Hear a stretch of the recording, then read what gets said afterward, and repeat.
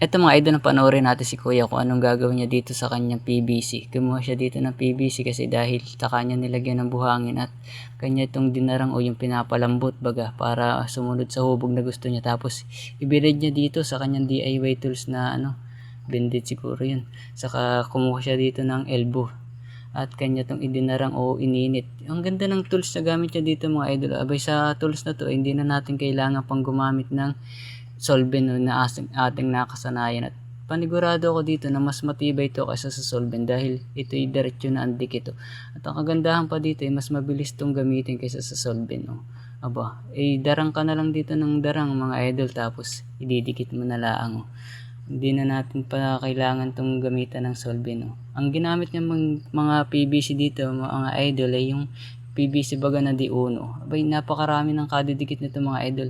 Panoorin natin hanggang dulo ito. Baka napakaganda naman sigurado ng kalalabasan nitong ginawa niyang ito. Aba, duktong lang siya bumuna dito ng duktong mga idol sa kanyang ginagawa, o tapos sa kanya siguro ito bubuuin o pagsasalpak-salpak yung bagay na kuha niya na yun o nakakuha niya na yung tamang hulma na gusto niya. Abay, sa tingin nyo, ano kayang gagawin niya dito? Dahil may bolt na rin siyang ginamit dahil napakarami din ng kanyang bolt na ginamit dito.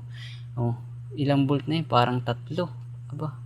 Tapos panay pa rin ang duktong niya dito. Napakatrabaho ng ginagawa niyang to.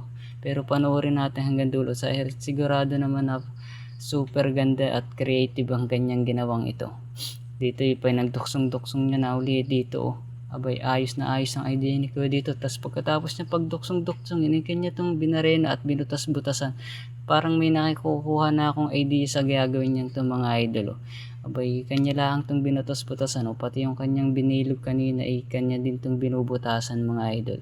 Abay, panigurado ako dito na hindi naman si Kuya magpapagod ng ganito na hindi maganda ang kalalabasan ng kanyang ginagawa, di ba? Sino ba naman magpapagod na hindi maganda ang kalalabasan? Ayun mga idol, gagawa siya ng DIY shower na gamit yun, na merong sa katawan ng baksak at sa ulo. Abay, napakaganda naman ito mga idol.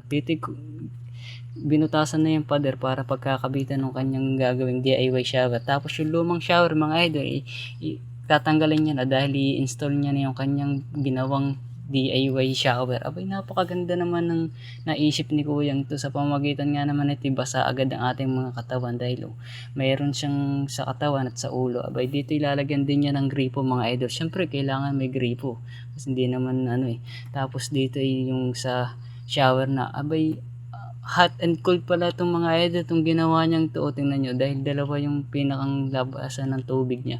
Abay, ayos na ayos ang idea ni Kuyang to. Pwede natin itong gayahin mga idol kung tayo magpapagawa din ng shower sa ating mga bahay. Ayun mga idol, tinesting niya. Abay, napakaganda. Pwede nyo itong install sa inyong mga bahay mga idol. Ang galing.